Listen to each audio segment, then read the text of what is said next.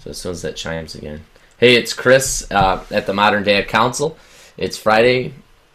Where I was going to say the date, but we decided to not have the date. But the Modern Dad Council meets to discuss important issues around parenting, relationships, and everything else in the world of being a modern dad. We challenge the stereotypes and invite conversations on how to show up big to our lives as men, dads, husbands, and partners everywhere. So today on the show, it's just me and Eric, and we had some technical difficulties with some other folks that were going to join us, and J40 ended up having a client that he was meeting with, so he's not going to be able to join us, and Thomas Pfeiffer had another previous appointment, so he's not going to join us either. So we've been bailed on and left to fend for ourselves, Eric. But I love it because it's these opportunities that really give us a chance to just kind of talk more about what's going on with us personally and some things going on in our lives. So, Eric, I'll start off the show with you, and why don't you share with us a little bit of what's going on in your life and some things that you've been feeling lately.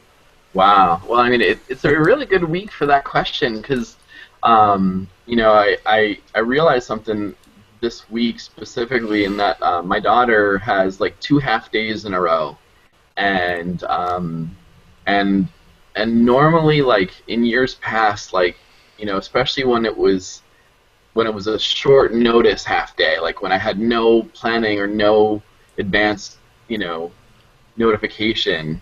And so literally yesterday morning I found out it was a half day, and I'm like, oh wow, and my energy was so different, So instead of saying like what am I gonna do, and like that totally blows off my schedule, I'm like, oh cool, like 3 more hours with Alana, like yeah, and so like and I got really grateful. I got I was like, wow, I'm so glad that I'm living into a lifestyle design that provides for that, allows me to be excited about those 3 extra hours rather than like do I need to call a babysitter? Do I need to teach my daughter how to take a cab? Like all these different things that I'm sure if I had a traditional 9 to 5 or 10 to 8 or whatever, like I would have had way different considerations. So I'm really here in ecstatic gratitude today. Like even though my daughter is like downstairs playing with a technological device, and on a day that's warmer, I can't call it warm, but compared to the negative 10 digits, we are plus 30 Fahrenheit, and that's be appreciated. Absolutely. I feel you there, so brother. How do these things happen? I mean, I don't know if you've noticed an evolution in your outlook on some of these things, like the surprise half days, like even the 2-hour delays, for school, Well, due to all these like cold fronts or whatever. Like what's that been like for you? yeah, so like my girlfriend, she's a school teacher. She teaches kindergarten, and then my daughter's in kindergarten. My son's in 8th grade. So like when they have snow days, like the whole house is here. It's not. I don't have 1 or 2 kids. I've got my girlfriend and the kids. So it's like, oh, cool, family day. And then it feels really like the weekend. Now, although I do get the pleasure of working from home, when I am home, I still have to work. So it's kind of like, I love you guys, and it's so awesome that you're here, but I need 1 hour in my office left alone.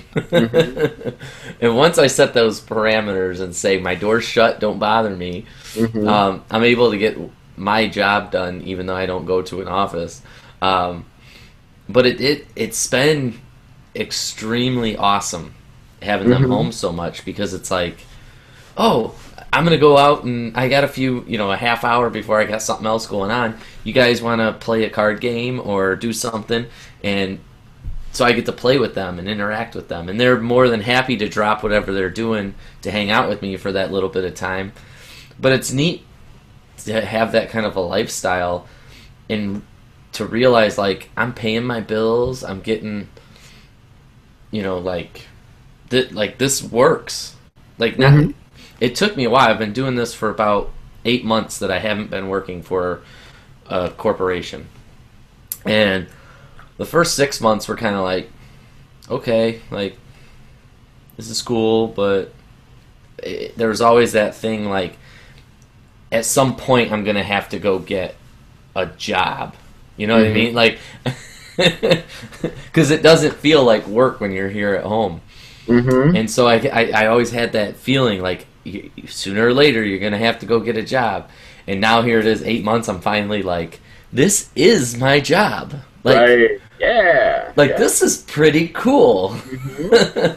So I'm finally like making that acceptance that this is my life right now, Mhm. and it will be for as long as I see or deem it to be.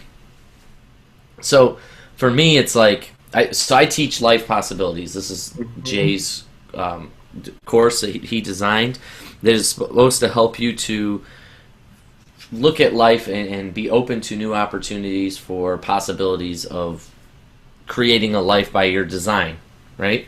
Um, that's really what his course walks you through the process of developing that performance plan to live that life. Well, I did that. I've applied it.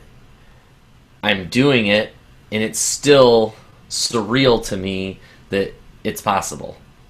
Right. Right. Like, like how is it that all these like I see people like, oh, I can't do this tonight. I got to be at work tomorrow, or I Mhm. can't do this, or I can't do that because I got work in the morning, or oh, that'd be cool if I could do that, but I've got to work. It's like, man, don't you guys realize that you have the option to do all this stuff that you want to do? You just have to change like your mindset Mhm. and realize that you're not in this. You don't have to go to this job, and however you've um, justified it. So I was talking to this one. I shouldn't say I was talking to. This girl put a comment on my buddy's um, Facebook page, like, oh, he said something like, man, I worked 80 hours this week, Yeah. exhausted. And she goes, you do what you got to do to support your family. And I was Mhm. like, I support my family, and I'm home Right. 24 hours a day, and I get to spend all the time I want with my kids. Mhm. And something I never got to do when I worked at the automotive factory. And she comes back with something like, "My dad worked there, and he sacrificed all. Yeah, he worked traded his life for a paycheck, but he did it to support his family." Mhm. And I'm like, that's like she got really defensive, and I didn't mean it, you know, meanly, Sure. mean spiritedly. It was just like you don't real like no, he didn't have to do that. It's Well, just that. and I think that's the interesting word because like this, and I feel like what's coming up is, and I guess, Hold on, you're breaking up a little bit. Pause for a second. oh Okay, sure, start over. yeah. So thanks for saying that. So like, the word sacrifice keeps on coming up, and it feels generational, and it sort of feels like we are breaking the rules and upsetting the apple cart in a huge way. Um, and I think that's why we're creating all these visceral reactions in the world, because we are thinking in a different way, at a different wavelength and frequency. And it's almost like apples and oranges. People just it doesn't compute. Like people don't get that we can create a show or we can create content. We can create a lifestyle by design um, that doesn't incorporate a 40-hour work week that is literally selling somebody else's dream. Hmm. So and I feel like there's pluses and minuses, but there's no there's no way I'd rather live than this way. um even though I haven't mastered it yet, by any means have I mastered it. No, like, I am still in beginner's mind on all of this. Mm-hmm. But that being said, like, I am taking it in, and I am like, in that sponge phase where I'm like, oh, okay, like I see it, like I see what it's gonna be like when someone writes me a $15,000 check for one day. That's gonna be when someone under the show that we're co-producing, or like co-creating in the world, and we get to create a livelihood around our mission, and there's no other time in my life that has me feel this alive. Mm-hmm. I mean, other than my childhood, when the best time I had was climbing trees and looking at what the world looked like from that angle. So I mean, I feel like I'm climbing trees again. I mean, and on the flip side, I'm now sensitive to those who don't know what it's like to climb trees. You know what I mean? Mm-hmm. If that makes sense. If you Absolutely. really hear that analogy, is that like, there's generations of sacrifice upon sacrifice, and so like in sensitivity and in true gratitude, what I've experienced a lot of generosity, and a lot of people looked out for me, and my best friend's folks took me in from a homeless shelter and put me through Cornell, and the one thing that I never have asked them yet is like, what didn't they do so that they could send me to school? Mm. What did they have to say no to in order to say yes to me? And in a way, what contract did I sign, to do the same for my kids when, like, how like we have these like invisible contracts that some people think we sign. It's like, if you accept this generosity, that when you get a chance to give up on your dreams for the sake of your kids, we expect you to do that. I mean, I'm not saying that was at all their thinking or what went into it, but I think that there's a certain generational understanding that when it's our turn to to work 80 hours a week, we're just gonna go do that. Right. And we're feeling a lot of backlash because we're just saying no, like, no, that's not what's in store for me. Well, that's Yeah. when you look at the millennials, the millennials being that next generation, right? The generation after you and me, at least. Their primary thing that they're looking for in a career is one that gives them the work-home life balance. Mhm. Whereas with Generation X, our generation, it was stability. Mhm. And the generation before us was available overtime or something along those lines. I might be getting it mixed up. Maybe it was the baby boomers, it was stability, and with us. At any rate, the point being that you've seen this change in a generation Mhm. of folks, the focus being not, what job am I going to go sit in for the next 40 years, but what can I go try for now that I like, see if I like it. And then it's like, you Mhm. want to try this, then you try this job, then you try this job. The problem that I've noticed is that a lot of kids tend to do that in college as well. Let me try this major, let me try that major, let me try this major. Um, and, for me, a lot of that was, I was that lost kid when I graduated high school. I had no clue what I wanted to do. Mhm. So what I do, I went and I worked in a job that I had when I was in high school. So printing. I stayed in printing. I did that. It was easy. It was a factory job. I didn't need college. I was learning how to run machines. It was a skill that I would never lose. That I could continue to. I'd always have a job making, $18 an hour. So sure, Wow. I'll do that. And then I had kids, and I was like, well, all right, now I don't want to live in this neighborhood and in this school district. I want to move into this school district and live in that neighborhood. Well, what do I need to do to be able to live there? Oh, I have to make this amount of money. Okay, so where can I with my skills, what kind of job can I find to make that kind of money? None of my focus was around the things that I'm passionate about or the things Mhm. that I'm skilled at. It was simply chasing a buck. Mm.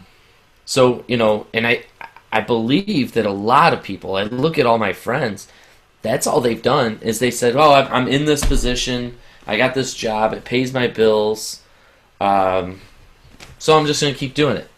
Mhm. I'll work more hours and do what I got to do to get some more overtime so that I can do some of the things that I really want to do. But this is it." And to me, it's like, man, that's sad that people. Mm. It's sad that I used to live like that or believe that because now that I'm in this position and I see how possible it is and how I see all these opportunities that these people have before them that they just don't recognize. And it's like, oh my gosh, you can be home with your kids. You can be home with the people you love, or at least in a job doing something that you love doing. Mhm. I mean, unless you make some ridiculous amount of money, you can replace that job, Mhm. But anyway, that's just Yeah.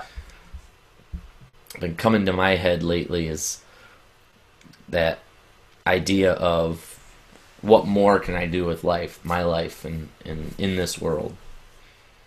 And did you like experience like guilt as you transitioned into your lifestyle? It was I don't know if I would call it guilt. It was more of like not believing that it was like had longevity to it. Mhm. So I wasn't guilty because I was waiting for the other shoe to fall or ball to drop or whatever analogy you want to use, right? Mhm. Like I was waiting for me to have to go back to work, even though I was working, but it just didn't feel like work because I rolled out of bed, I'd come in here in my office in my pajamas, do stuff. I'm like, okay, I'm gonna go get breakfast now. And I go get breakfast. I come back in the office. I do a little bit of work. Mhm. Um, And really, like once I get working, I'm really focused. It's completely Mhm. different than the office type mentality to where you're like, how can I find time to screw off? Right. Like, oh, I want to go Right. BS with this person, or sit by the water, uh, what do they call the water jug, and Mhm. Water cooler. Right. Right. yeah, Right. BS by the water cooler. And I'm like, Mhm. I don't have for one, I don't have time to do that because I want to get this stuff done so that by the time my kids come home from school, I'm ready to do whatever they want to do. Right. It's like let's go do something. Like I've been waiting. Like I'm that dog when the kids come home from school that comes running to the door like, Right. what are you gonna go do? What are you gonna go play? Awesome. But then I tell my friends like, you guys don't believe it. This is awesome. You totally have this opportunity. They're like, yeah, we'll see how long that lasts. I'm like, Right. like they don't get Mhm. it. But Well, and it's really interesting because something solidified for me. Just as I've been transitioning to kind of the world of allowing, rather than the world of making it happen. And sometimes I question it. Sometimes I'm like, oh, I'm supposed to just make this happen, rather than just let the universe, who is on my team, do the heavy lifting for me. hmm And then all of a sudden, I'm like, oh wow, the things that I think are happening to me are actually happening for me. Um, I thought I was going to be working a lot down in Florida, and then all of a sudden, I'm just not. Like, that's just not the right path. And as soon as that happened, I was just like, wow, did I screw up? And I'm like, no, no, like the universe wants me to like do this more locally so that I can prioritize being with my kids, and so that I can, just really dive fully into this vision. And what showed up during that time was the idea that I really, in my heart of hearts, I want to repurpose furniture with kids facing homelessness. Like I want to Mm. teach them entrepreneurship. I want to teach them, not really even teach them. I want to do it with them. Like, I don't want to necessarily, develop a curriculum. I want to develop a community, Right. and create a cottage industry that can sustain like the kids that I care most about on this planet. Why? Because I was one of them, Because when I was in the shelter, my best friends, took me out of the shelter and put me through Cornell, and that didn't happen to many of the other kids, in the shelter. So, Right. my purpose was handed to me. I was handpicked for it years ago. I'm so grateful. Let the universe show me what I really, really want to do. And so, like, now I'm, this Sunday I'm going to be at the sponsorship conference. I'm going to say, here's the deal, universe, universe of potential sponsors, Hmm. potential customers for all the furniture we're about to repurpose. How would you like to buy furniture that repurposes not only old great wood, but the kids who made them? You know what I mean? Right on. So, um, so I lost you visually. I don't know what just happened, but Yeah, that was me. I was gotcha. messing with something.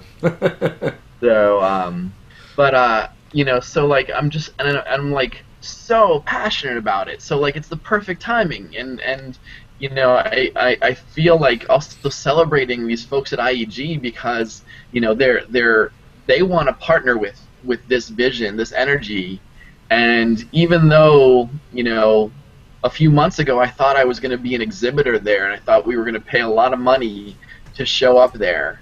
The conference is still sponsoring me. They're comping me in, and they want to build a deeper relationship with this energy. So I'm like, wow, like thank you, universe. Like, um, I'm really really grateful, and it's just amazing what happens when you align with why you were born. I probably have said this a few times, but there are two great days in your life: the day you were born and the day you know why. Mm. And so like when that day becomes apparent to you, like then all of your work becomes meaningful. Even your play becomes meaningful. Like when I get to celebrate my half day with my daughter on a show with you, that's all of a sudden meaningful. My kids call it me being a hippie. They're like, "Daddy, you make everything hippie," And but That's on the awesome. flip side, they know who I am and I know who they are, and so like if that's what is being a hippie, then call me a hippie. Right. So Give me some trees to hug. right, right.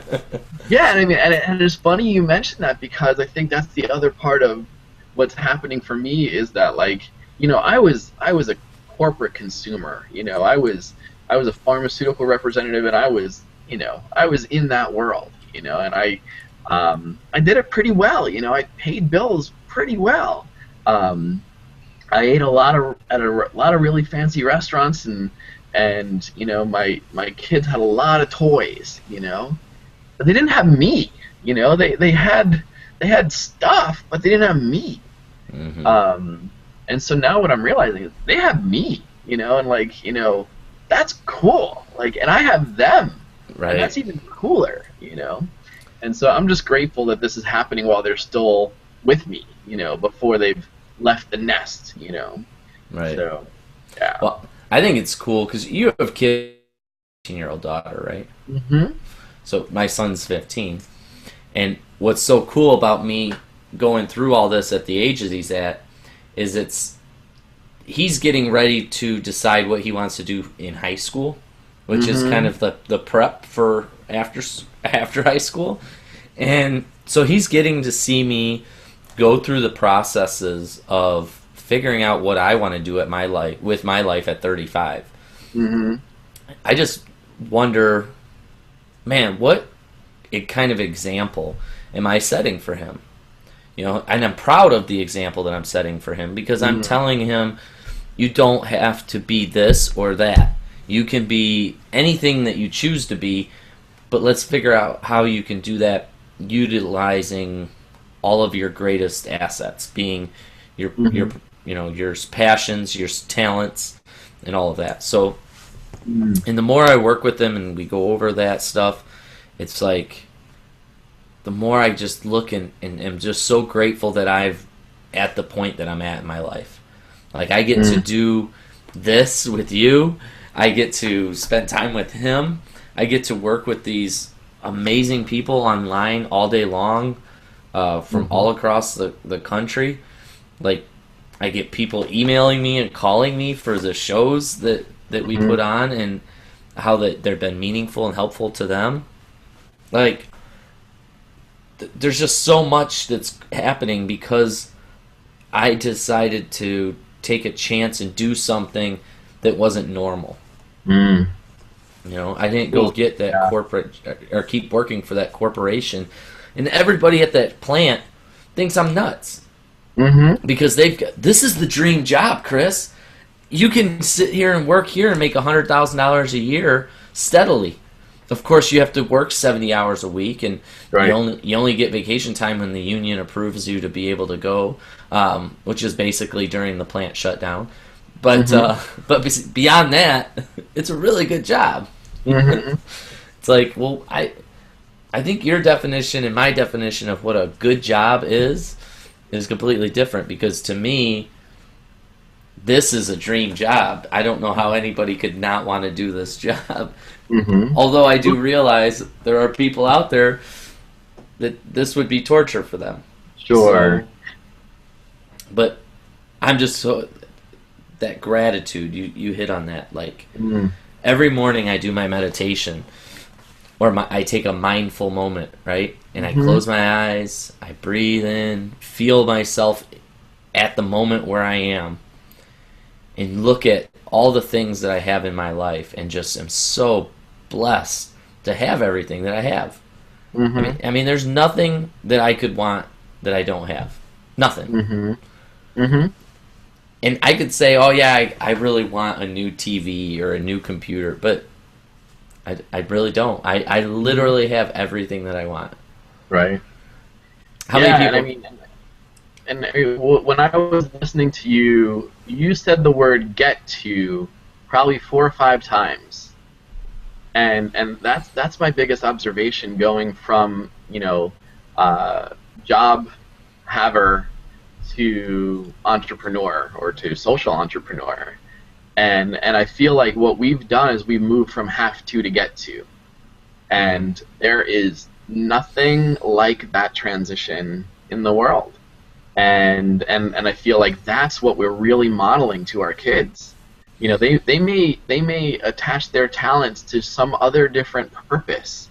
You know, they're not gonna take over my show. You know, they're not gonna, you know, become, you know, Game Changer Movement 2. You know, they're gonna do their own thing, but they're gonna see, like, Daddy's really happy. You know. And what they look at me and they're like, "Are you laugh crying again?" Because that's what I do. Like, I laugh cry a lot. You know, I watch Undercover Boss, and I see the generosity that those CEOs and those COOs display with their employees, and I lose it, because, like, those are the people that I want to work with. You know, those are the people who I want sponsor Game Changer Movement.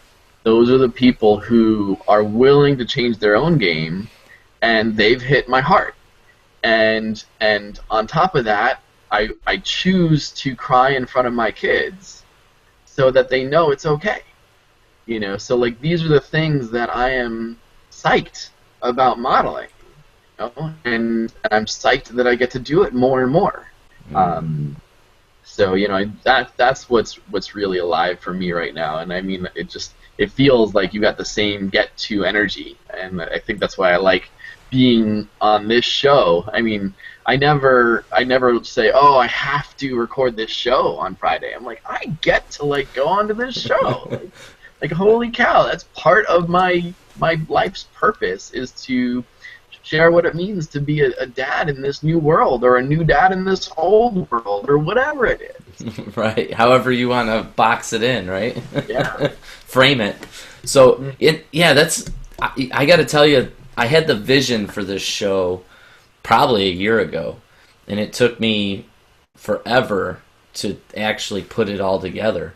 And it's like, I can't tell you how many shows that we've recorded that I just go, holy smokes, like, what did we just put down? Because this is awesome. Like, I know there's going to be people out there that are clicking on this show, listening to it, and going, they're talking about, this is exactly the stuff that I want to do with my life. And they're telling me it's possible. Tell me how it's possible. I need to know how.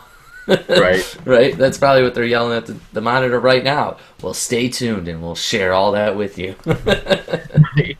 Well, I mean, I think, or send 1995 and we'll tell you, you know. I mean, Right. you know, I mean, I think that's the interesting part, is that, like, you know, so much of this journey is just taking that leap of faith and knowing that it's possible. And, you know, like, the universe will show you the rest of the way, because I don't believe that there's a one-size-fits-all purpose. You know, I don't know if my way is going to work for you. Like, you know, if I were to tell people, well, first you need to live in a 5-bedroom house, and then you need to move everything out of that house and move into a barn and a camper, and then you need to allow your best friends in your whole life to host you during the coldest month of the year of history, you know, they'd be like, no, I think we'll just stay at the factory, you know? So, Right. like, you know, I mean, and I think that's the challenge, is, like, when we start comparing ourselves, you know, like, even, like, you are no longer a factory worker. You'll have those skills for the rest of your life, you know, but you've made yourself unemployable. And how great is that? You know, I mean, like, you know, I think it's going to be so hard. If I ever needed to take a job, you know, it's going to be hard for that next boss. You know, like, Right. I feel for that boss if that ever has to happen. And, you know, it might, you know, because I'm humble enough to know that, you know, not all of these things will bring gold, but I'm courageous enough to try them. You know. So, but yeah, wow, you know, I mean, like, it is such a different world, and you know, I just, you know, I want to be a better me than I was last week. You know, I don't want to be a better Chris. I don't want to be a better Jay. You know, I just want to be better at being me, more authentic and more connected to my source, my purpose, and once you boil it down to that, like, we're all going to have different ways to get there. You know, I mean, you've got a mindful moment. You know, I take naps, and you know, I have great conversations. I go to a cafe and I connect with people, and connection is my word, you know, connection and community. So, so anyway, I mean, like, I feel like, you know, it's going to be really interesting, because, you know, once we know we can do this, like, that's the biggest part. It's just having the faith to know that, you know, either you know, when you take that step, either the next step will appear, or you'll get wings, you know, and you know, both things have happened. So, what's that like for you? Well, you know, something that kind of came to mind. You're talking about getting more involved in your local community, and that's been a huge thing for me. It was a block for me. So, you know, I started this show. I was doing Kick-Ass Dad. We were promoting online, and we were going to these different conventions and talking about what we were doing at Kick-Ass Dad. But when it came to talking to my kids' school, talking to my kids about it, talking to my exes about it, talking to my family about it, I was very hush-hush about it. I didn't talk about it at all. And now here recently, I've been bringing it out, talking about it. I was in the local paper. I thought I had one sitting here. And I'm like, you know what? Screw it. Let's put it out there. Let's grow this thing locally. And the more I'm saying, oh, man, I need to do even more. I want to get out there. I want to start a men's group in my area, a dad's group, and start getting together and finding different things to do. And I talk to different dads about it, and they're like, "Oh yeah, that'd be fun. I'd definitely be down for something like that." It's like, okay, and it's like, why do I keep thinking about doing all these things? I need to go do them Right. and start putting these things together. Um, so that really brings me to what you're doing with the Game Changer movement. How can I help you to bring that to my area? Mm. So what are some things that we can put together and that we can do? So what this is here is it's like realizing we're both in alignment in our journey, and there's things that we can do to help each one another, right? Mm-hmm. So it's like, why are we not taking advantage of that opportunity? Because taking advantage of those opportunities has what got me the ability to work from home. Mm-hmm. Does that make sense? So it's Totally. like, so once I started becoming more open to that possibility that opportunities present themselves when you're open and willing, that's where I feel right now a strong opportunity presenting itself for something you're trying to grow in your community and what I'm trying to grow in my community. Mm-hmm. And I think, and tell me if I'm wrong, but I think the main objective that we're trying to do is to, one, connect better with our kids as dads. So I want to connect with my kid better, but I also want to connect with other people in my community and help them to connect better with their kids and Mm-hmm. connect better as a community as a whole, and just connect Mm-hmm. until we're all going to the football game and we all have massive amounts of school spirit. That was Mm-hmm. something I never understood school spirit before. I was always like, look how lame these guys are. They're like, go school. And it's like, Right. wow, no, it's actually more than that. Of course, the emphasis gets put on the sports and the competition and that our school's better than your school. But really, to me, that's a community coming together to support their team. Mm-hmm. So how can we create that same kind of enthusiasm around what we're doing? Mm-hmm. Well, So I love that question, and what you just talked about in terms of school spirit. I just wanted to share a story that I heard on the radio, which was the most recent time that I laughed, cried, in front of my kids. Um, there was this like, basketball game or some sort of, I think it was a basketball game, and the opposing team was making fun of one of the cheerleaders on the home court team. And it turned out that this cheerleader was Down syndrome. I don't know if you heard this story, but there were fans who were making fun of that cheerleader, and literally the home team stopped the game and like just totally called out the people who were making fun of that cheerleader and said this needs to stop right now. And like really beautiful community support showed up, and like beautiful apologies showed up, and like the solidarity that was created, there was no longer an us against them. Like there was a teachable moment, and they lived fully into it. It was amazing. So like, I heard about that on the radio this morning, and I'm just bawling on my drive to the kids bus stop. And but like, when you get back to the talk about the game changer movement, one of the things that was missing for a long time is like, for a while I was like, we can help a lot of the kids who have parents who want to be active, but what about the kids who don't have active parents at home? And that's why I got so excited about what we're calling conversation pieces, these repurposed pieces of furniture. And we're not calling it PIECE, we're calling it conversation pieces, PEACES.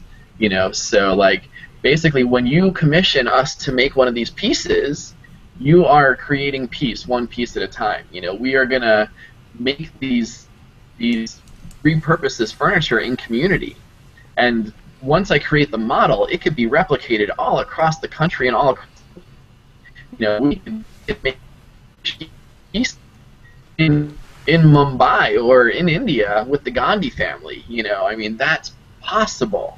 I think that's where it ties in with the word life possibilities. Like, once we know what's possible, it's our job to take things from possible to likely to inevitable, Right. and To I feel happening. like, yeah, right, to manifesting, to full manifestation. Right. Um, and so, like, that's what I love about being on the cutting edge of this energy with you and the other modern dads. Is like we all have a different, like love or passion or purpose to add to this beautiful, mosaic of life. And so yeah, I would love to go to your neighborhood and create a conversations piece, where conversation pieces warehouse, where we can work with the kids in the local shelters, the boys and girls clubs, the YMCA's, and say like, okay, instead of sitting, playing Call of Duty, why don't you hear your Call of Duty, and like, repurpose your own life with us, and I think that's the whole point. I Is really that like I'm that. not gonna, I like that. Hear your call of duty. yeah, I right. like that. Yeah. It's a little play, but Yeah, we're gonna have some fun with powerful. that. That just kind of came out of thin air, so like we're, You're like, oh shit, write that down. yeah. Yeah, as soon as I get worried about like, worrying about what things I didn't write down, good thing, comes out of one of our mouths. So like I never worry about, intellectual property or anything like that because we're just gonna make more. Absolutely. So, and I think that's the other part of this new life is that like when you're a creator, right? Hmm. I mean, there are lawyers who want you to like make sure you protect every single thing, every single sentence you say, and they want us to spend our money on their practice. And I'm Hmm. like, no, I'll just create more. If someone wants to copy my stuff, cool. Like if someone wants to figure out a way to get more violent video games out of this planet, and you want to copy that, go right ahead. You do that, Right. and we'll celebrate you on some show together, Like, Absolutely. if Absolutely. someone wants to like, go with how do we spend more quality time with our kids, and they want to copy that, yay, Right. Oh no, they're spreading good messages around the Right, globe. What is right, going on? yeah. It's just That, really funny because I've been in different partnerships, and people, I was on my way to conferences a few years ago, and they're like, well, what if people, copy your idea? And I'm like, I want to live in that world. Like, I so want to live in that world. And is I'm pretty sure I'll create something else if someone else figures out a foolproof way to trade in violence for art, and they're on it, and I can do something else. I'm pretty sure something else will show up. right. So Well, it's it's like just yeah. Go ahead. no. It's interesting because in the real world, you're in a constant competition for your job or a promotion or something, right? But I notice how people, they oh, you have a show called Kick Ass Dad. I know a guy that that has something like that for dads too. He might be your competition, and I'm like, I want his name and number. I want to talk to him. I Right. want to have him on my show. I want to be on his show. Like, I want to Hmm. get involved with people like that. Right. Like, I don't look at them as competition. These are like-minded people that I want to surround myself with. So, Right. where this whole thought process of you have to be in competition with those around you or in the same field is just ridiculous to me because we're all here for a reason. Hmm. And it's because we see a need in the world and we're here to try to fill that need. Hmm. So, as many different perspectives as you can have in this grouping or organization or in this demograph or however you want to label it, right? Hmm. Like the better for me because Yeah. that just means that's that many more parents stepping up their game, and in stepping up their game, they're stepping up their kids' game, and the end result is, oh, we live in a better tomorrow. Hmm. So Yeah. I'm all about competition when it comes to this. Hmm. I want more people to get involved. I want to hear of new podcasts coming out or movements that are being started because it's like, yes, how can we support you? How can we link arms and really bring awareness to this need that the world has? Hmm.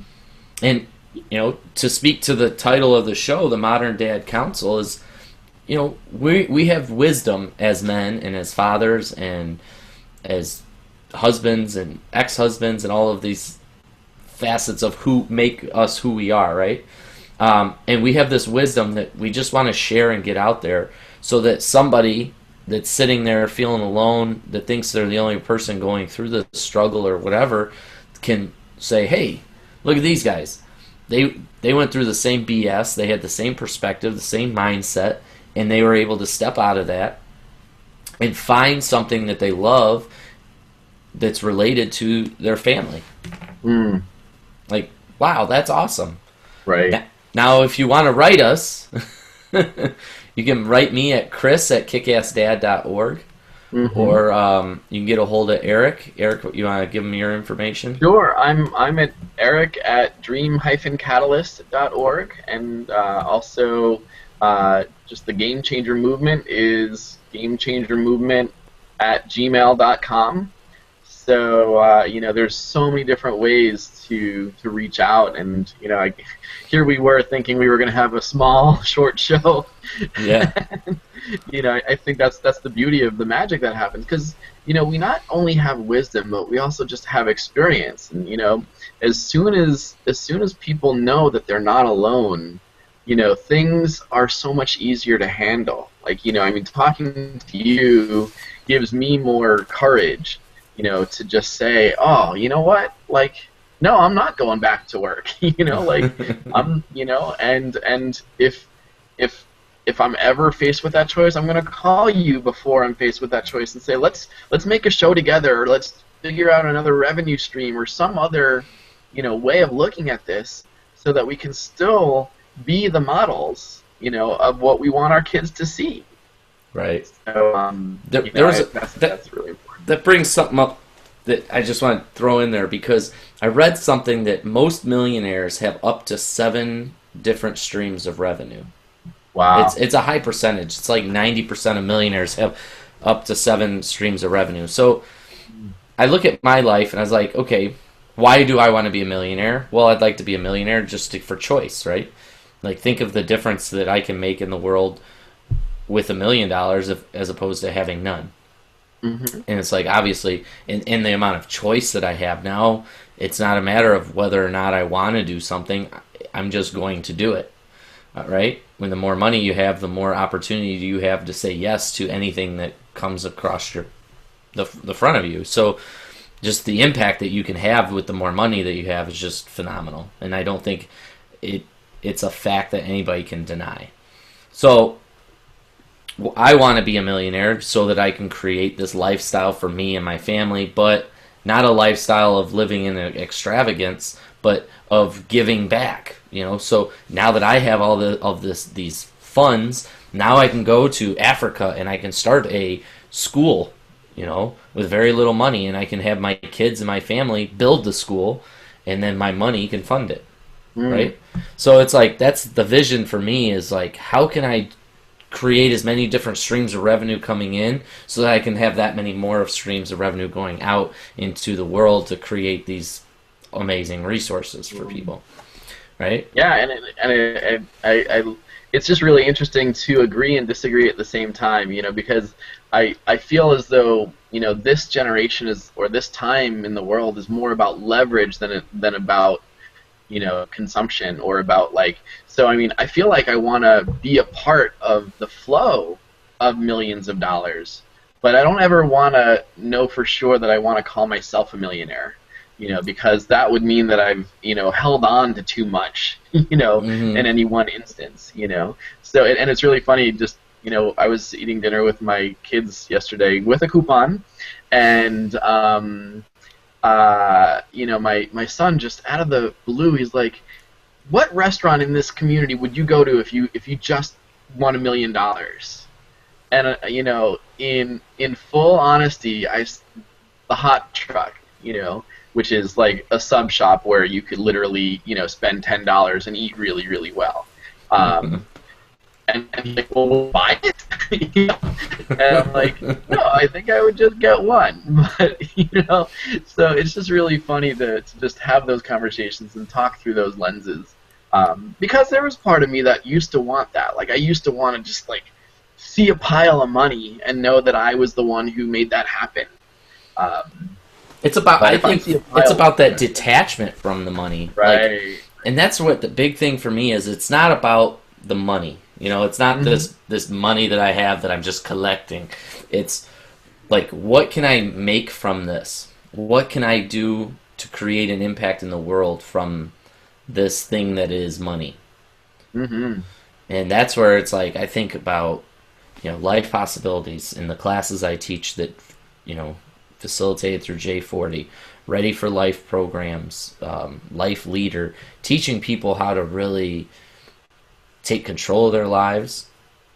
But then you have these people that are in these like lower demographics that you're like, that don't have the money to pay to come to one of these workshops. I'd love to do them for free, but I Hmm. need them in order to pay the bills for my family. So I have to Hmm. charge. And if I can find a way that a grant can cover that, and then I can take it to these communities that might not have the funds to pay for it, then that's Hmm. all the better for me. And that's Hmm. what I'm looking for now is just ways to support the things that I'm passionate about without taking away me, Hmm. right? Because that's what our jobs did. It took us out of the picture, so we had to trade our lives for this money for our families to have this stuff. Well, I want to have all that, but I want to also be there with my family, and I Hmm. want to help all these other people. Well, how Right. can I do all of those things? Hmm. And that's a beautiful thing. Have you been through a Life Possibilities workshop yet with Jay? No, no. Because that's Yeah, I mean, and it's really interesting because, like, I love the principles of it, and I've seen the roadmap, and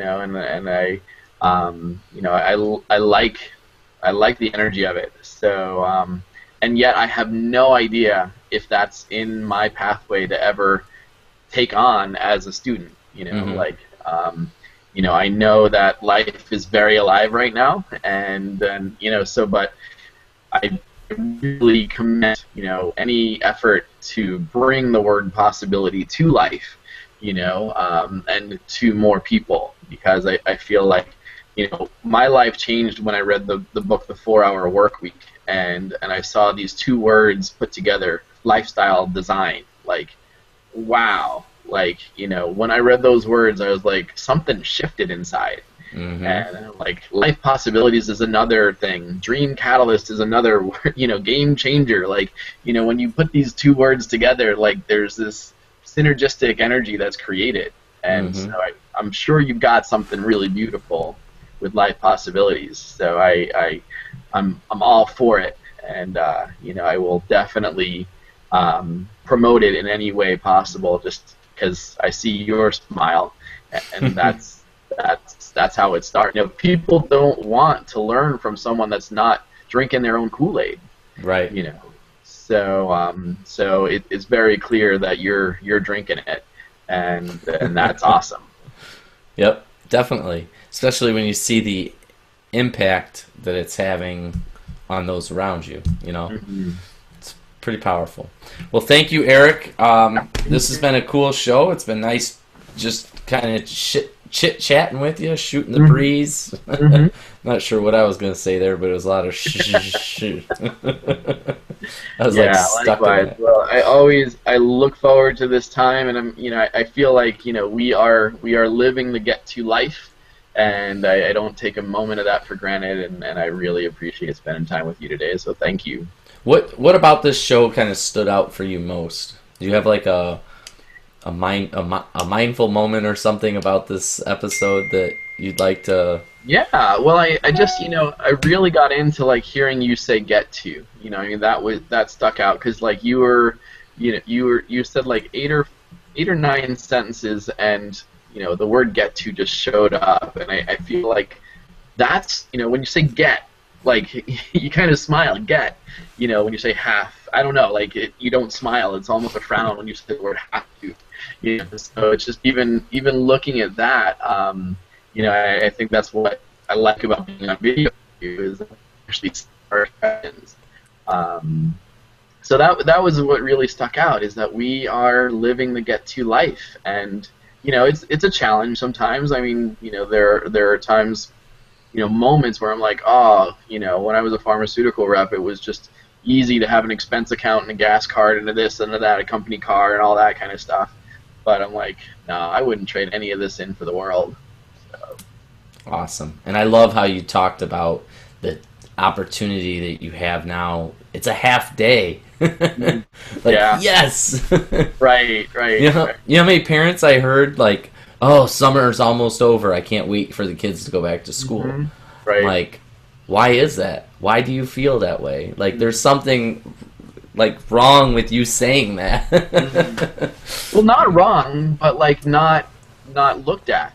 I mean, and I think like it's important not for us not to make anyone wrong, because like everyone's perspective is valid. But how great would it be when we start talking to each other and saying, like, let's question these things. Absolutely. Yep. Yeah. That's the big thing too, is that like so many closed-minded people, you just want to go over there and open everyone's eyes. Like, right. Come on, drink my Kool-Aid. Right. Well, they're going to drink more of it when they see you smile. That's right.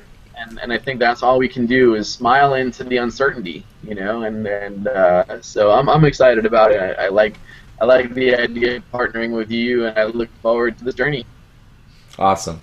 All right, Eric. Well, we'll see you next week on the Modern Dad Council. Next